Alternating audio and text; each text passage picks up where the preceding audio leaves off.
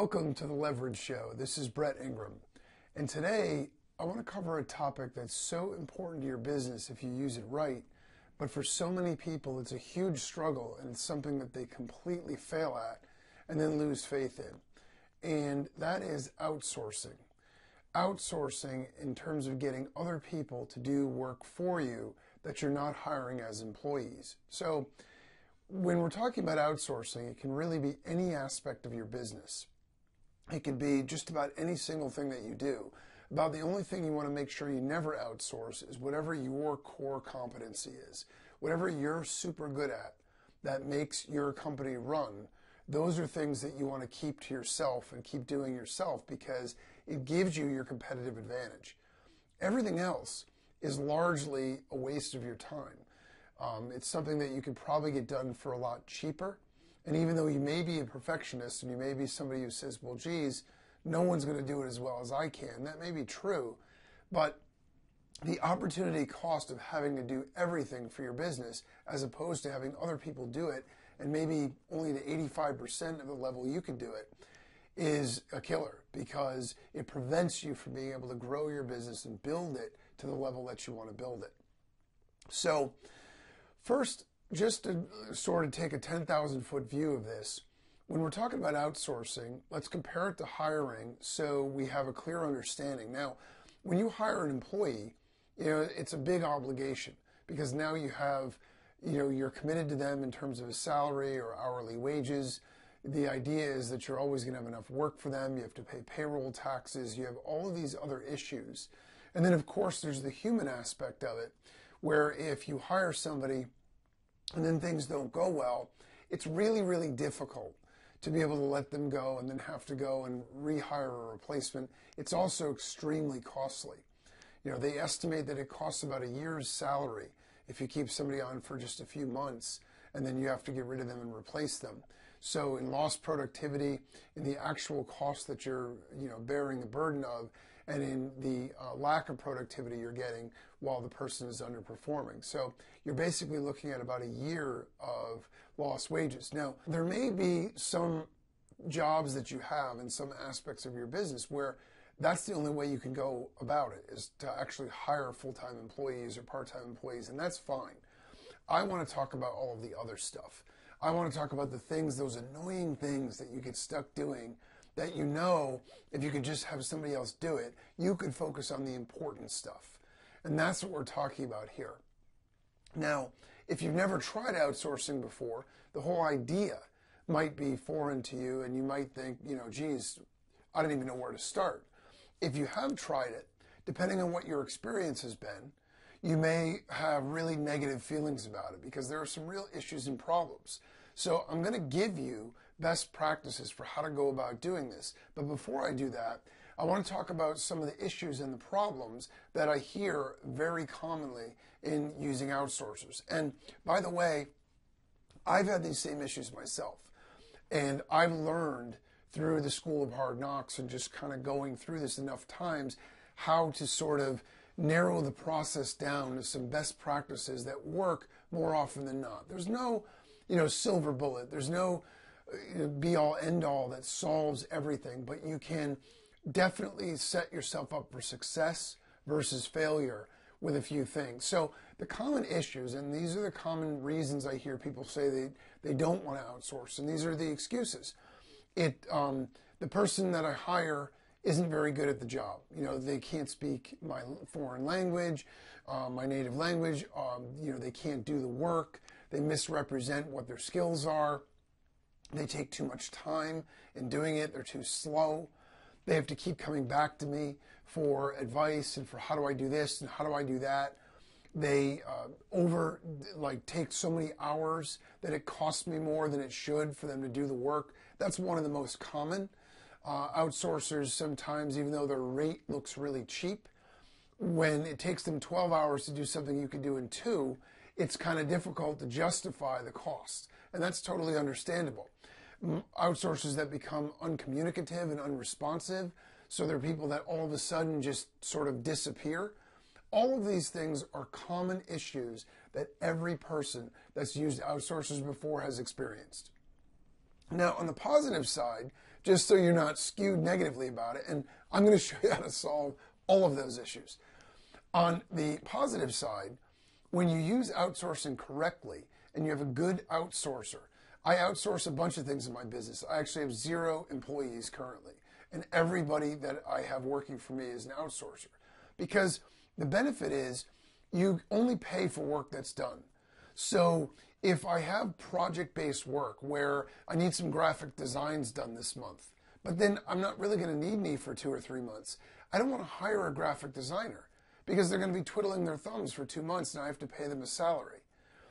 If you have particular jobs that you want to be able to work with people on that have a particular expertise, and then you want to be able to jump around and get somebody else. The other common pitfall I see is somebody looking for, either an outsourcer or an employee to hire, and they want the person to have graphic design experience, finance experience, customer service experience. You're looking for too much in one person. It's not realistic. Okay, so you're trying to do it so you can save money and so you can sort of make fewer hires or add fewer outsourcers to get all of your work done. It doesn't really work that way. It's better to get an expert at the one thing and get them to do it. So the best practices that I'm going to share with you are ways that you can get the maximum amount of productivity for the least amount of money. Because when you use outsourcers correctly, you're only paying for the work that's done. You're getting the stuff done. You know that they're motivated to get it done because they don't get paid unless they're working. And so, unlike a full-time employee who might think, well, I'll put this off till next week, if it's project-based work and they don't get paid, all of my developers for software are all project-based work. So they don't get paid until the work is done.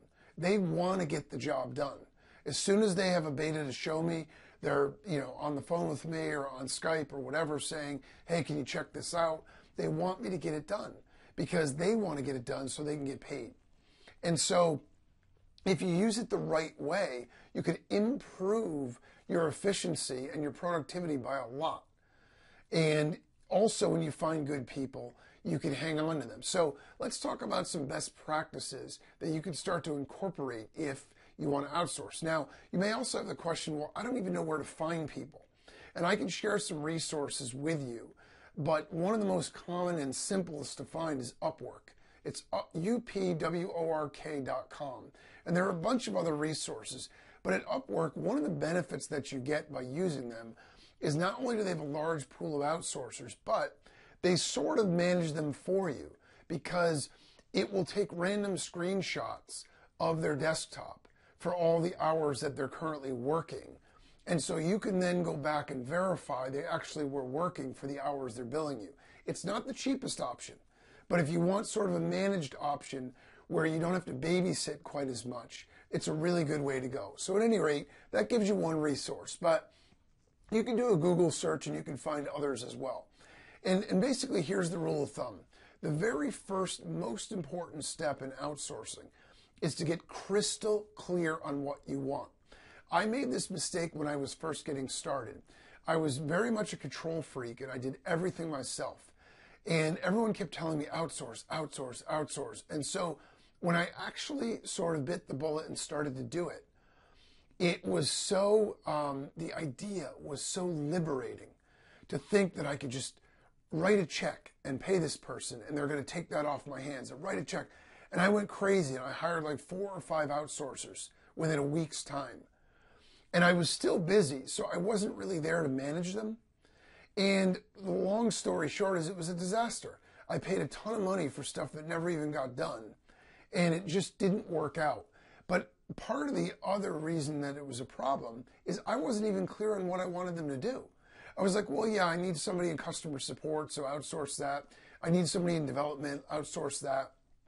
I didn't have any clear, specific jobs, tasks, or projects for them to do. And that's a huge mistake. Get very clear on what you need first. And if you can't, then you're not ready to hire somebody. It's that simple. If you have a nice job description, then you're ready to go ahead and get somebody outsourcing. And take it as seriously as you would hiring an employee.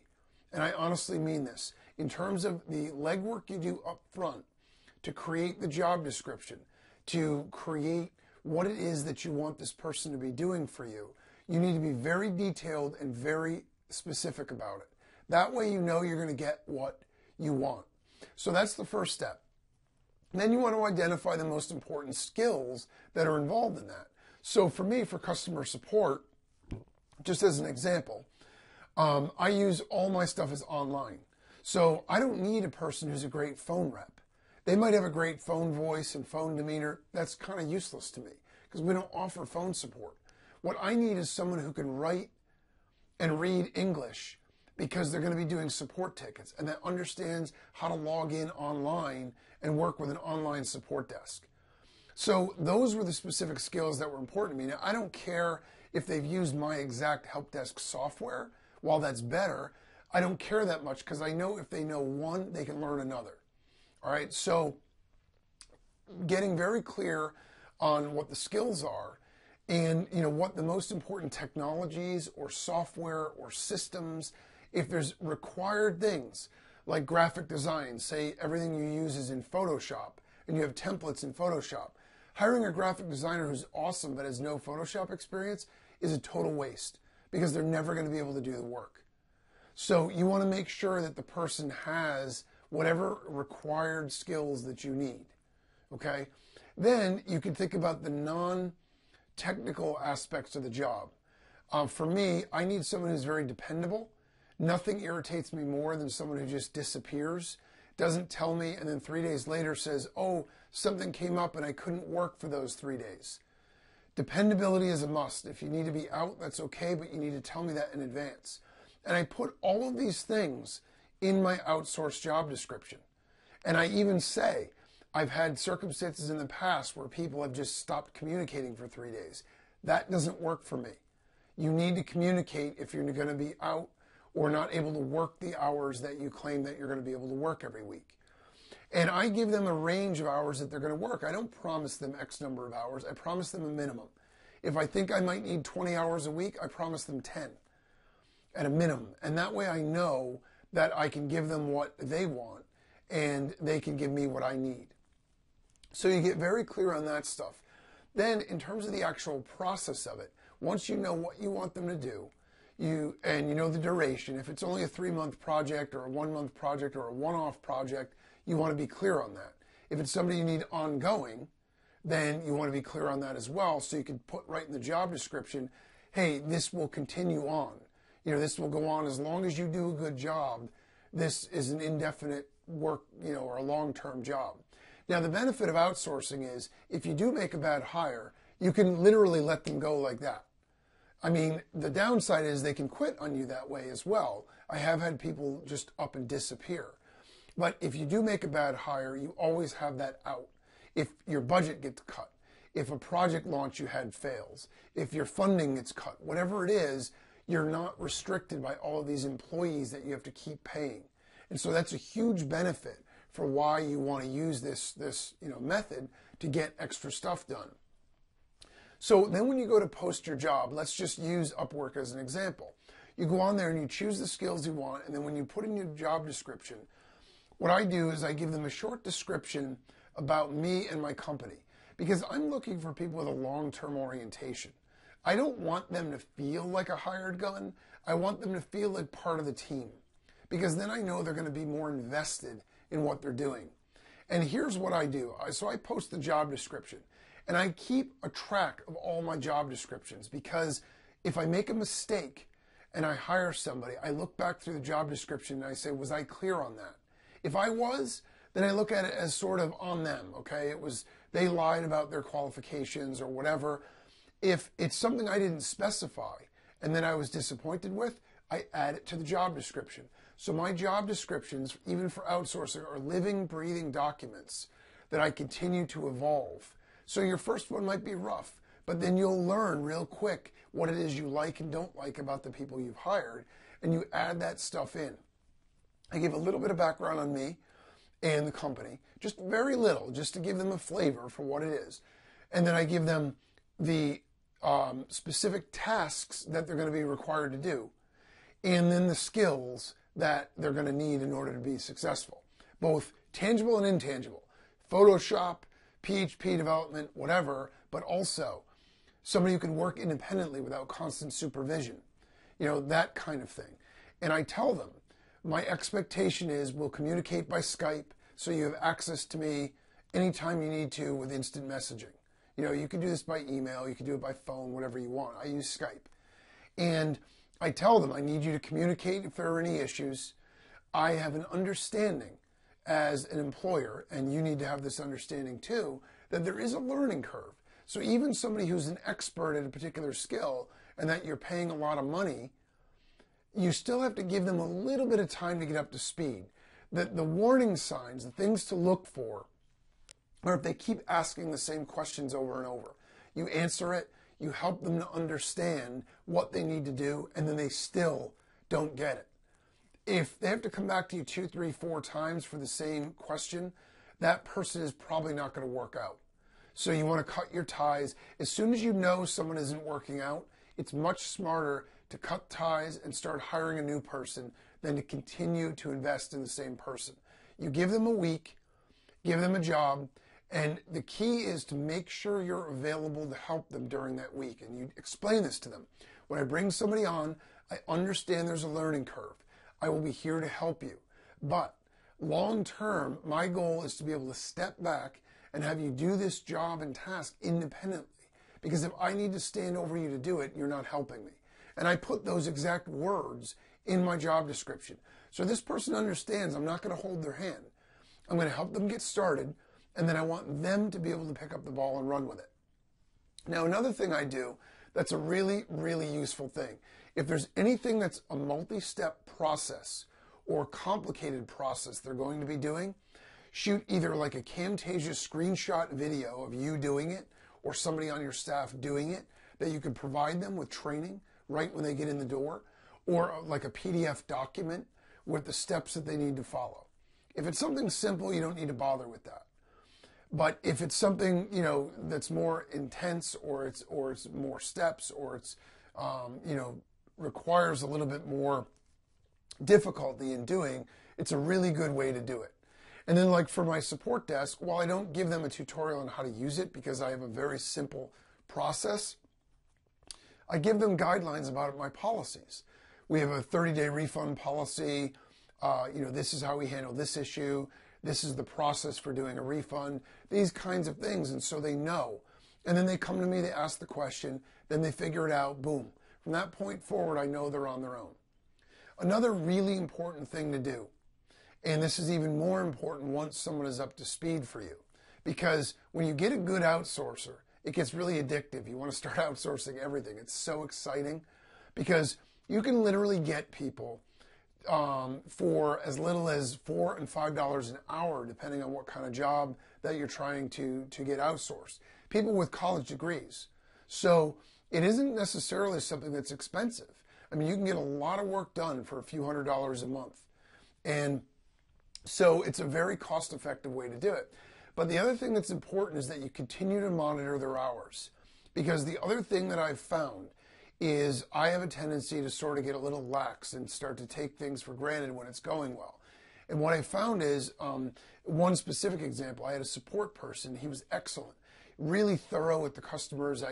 In the first week that he was responding to tickets, I jumped on there, I looked on the support desk, I was looking at his answers, really, polite and well thought out answers and everything else. And I was totally happy with the fact that even though he was a little bit slower, it was worth it to me because he was taking great care of my customers.